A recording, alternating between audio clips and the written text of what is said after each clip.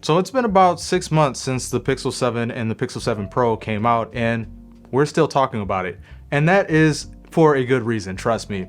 Now, I think it's pretty interesting because 6 months down the road, the Pixel has been lauded for being the best value smartphone of 2022 and having all of these major improvements over the Pixel 6 series.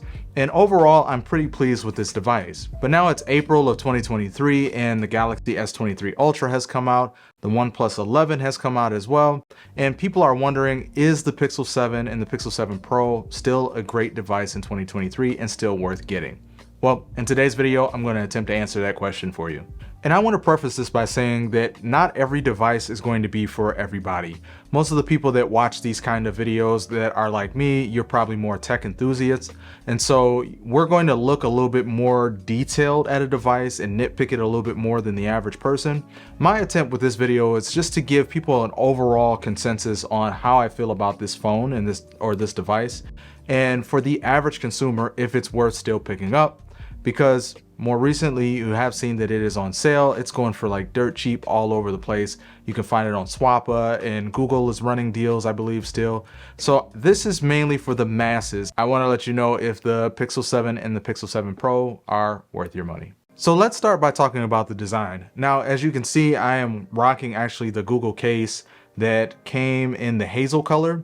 It's very, very difficult to find. It's been sold out for quite some time, but hey, check your local Verizon store. They might still have some in stock. And I really like this case. I really like this design.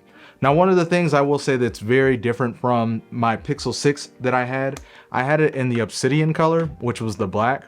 And all along the railings, I noticed on my previous device, like maybe it was painted and it started to chip off, but the railings really didn't hold up too well.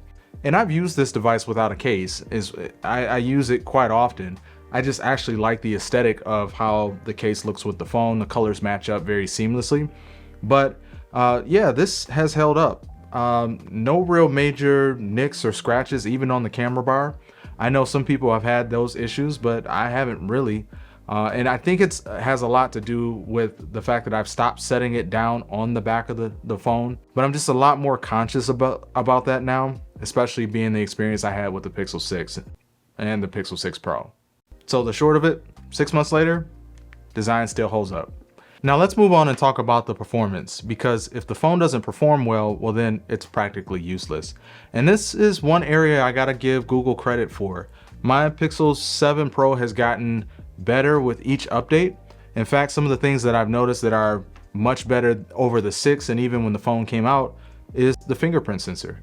I think I showed it off in a previous video, but that fingerprint sensor, it's pretty quick now. It's not ultrasonic levels, but it's pretty good for an optical fingerprint reader, and Google has been working hard to improve that with each update. So that is much better. The scrolling was evidently fixed with the last update, although I really couldn't tell a huge difference between the previous update and now.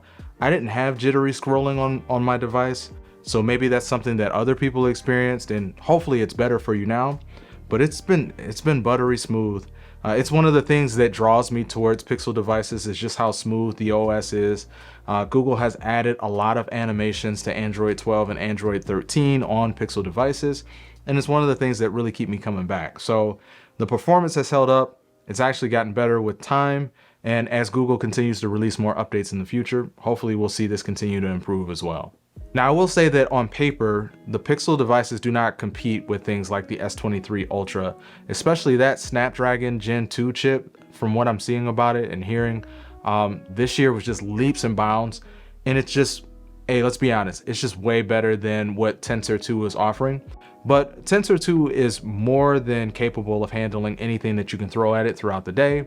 It's not made specifically for things like gaming. So you may have some performance issues there, but along the other big devices, especially here in the US, like the iPhone and the Galaxy series, it can hold its own. Now, Google says that they made this device specifically with Tensor. They made this, or had Samsung make this specific chip for them because they wanted it to be able to focus on computational things and AI. And that's one thing that I feel like Google excels at when it comes to their version of Android. All of the helpful features that have been released over the years, things like clear calling, hold for me, The voice dictation on this device is just second to none.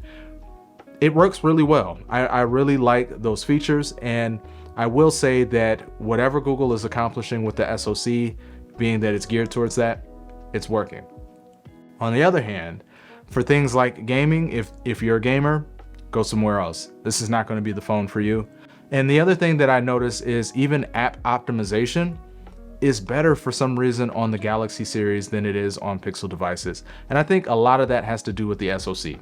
So I will say, not a bad device at all. It doesn't perform terribly, but it's not as efficient when it comes to things like battery life and performance as things that you'll see on the Galaxy series or even the iPhone. So saying all that, the reason that I still gravitate towards the Pixel devices is because of the user experience. I like the software. I like how easy it is to use. In fact, honestly, I feel like if Google could really get it together on the hardware side and the efficiency side, they actually would be a real competitor with the iPhone, especially here in the States, because it's a very simple device to use. It's very easy. And for the masses, I think that's very, very important. But let's pivot for a minute. I want to talk about battery life. And in fact, I may do a whole video on this because I think this is the one area where Google kind of got outshined this year. Now, it doesn't have bad battery life. I wouldn't say it's terrible. For the most part, I get anywhere from 5 to 6 hours of screen on time consistently, sometimes 6 to 7, depending on what kind of day I'm having, whether I'm on Wi-Fi more, whether I've been in direct sunlight. It's kind of in that range. And even with one of the Pixel feature drops that we got, I believe last month, now you can easily tell how long your battery is going to last. It'll tell you in the top right corner of your device when you scroll down on the notifications. Right now, mine is saying that my device will last till 1 o'clock. I took it off the charger about 7 o'clock this morning. So for me, that's pretty good. But by no means is this a 2-day phone. Sometimes it may barely be a 1-day phone, depending on what kind of user you are. Now, I typically consider myself a little bit more of a power user, so I'm typically burning through battery life, and I typically find that I have to charge halfway through the day. For the average person, this is a 1-day phone, maybe a 1.5 day phone worth of battery life, which is not bad. But now that the S23 Ultra is out and seeing what the Snapdragon Gen 2 is doing for that device and the OnePlus 11, it's really kind of leaving the Pixel in the dust. I mean, we're seeing people are getting 9 and 10 hours of screen on time because of the efficiency of that chip. Whereas 5 to 6 really is, it pales in comparison. So that's something to really think about. If you are a power user or you're on your phone quite a bit, this device may not be for you because of only getting 5 to 6 hours of screen on time. Maybe look at some of those other devices. But I think, and I hope, that Google will really make some changes with the Tensor 3 chip, Gen 3, that's supposed to come out with the Pixel 8. And I would really like to see them focus on battery life and efficiency improvements for those devices. Lastly, let's talk about the camera a little bit. Now, this usually takes up the bulk of reviews, and people really harp and focus on cameras and smartphones these days. I've said numerous times on this channel, I'm not huge into smartphone photography just because I usually use a dedicated camera, a DSLR, that can take better photos to me. Now, smartphone photos are not terrible by any means. They've in fact gotten very, very good in the past few years, but I still feel like I really enjoy the Pixel's photos. Now, they do tend to be a little bit cooler. And if you're used to or coming from an iPhone where normally iPhone tends to be more yellow and more warm, I'm going to say that the Pixel 7 Pro takes better photos. Video, not so much. There tends to be some issues with grain and noise, especially in low light. So if you're not in direct sunlight, the Pixel 7 doesn't take great video. It's passable, it's okay. But once again, now that these other phones have come out, the S23 Ultra takes better video than the Pixel does. But for the average person, they just want to hold their phone up, click and shoot. And I think this phone is great for that. You're going to 9 times out of 10, you're going to get a great photo, and you don't really have to think too much about adjusting the settings. I think that was Google's intention. It's not a bad camera at all. It still has actually held up really well. We just got an update for it not too long ago with some vast improvements in the camera technology, which I may do another video on. But yeah, I like it. Still held up.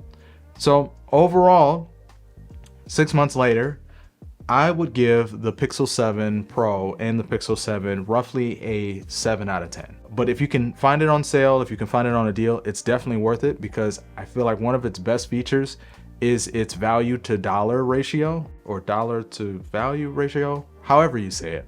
I feel like that's one of the best features of the Pixel devices right now, is they vastly undercut their competition in price. And so if you can find it on sale, it's really, really worth it. Paying $1,000 plus for a smartphone in 2023, to me, is just, it's not doing it for me anymore. So I really, really like the fact that Google has priced them competitively with more mid-range phones, but I would also like to see them release a Pro or an Ultra version that does compete more directly with the iPhone and the Samsung Galaxy S23 Ultra. Man, that's a mouthful. But yeah, if you are a Pixel 7 user or a Pixel 7 Pro user, what has been your experience? What would you like to see Google do better? And let's have a conversation about it down below. As always, remember to like and subscribe. Remember, we are on the road to 10,000 subscribers, so any subscribe is very, very much appreciated. But with all that being said, I'm out of here. I'll see you guys in the next one. Peace.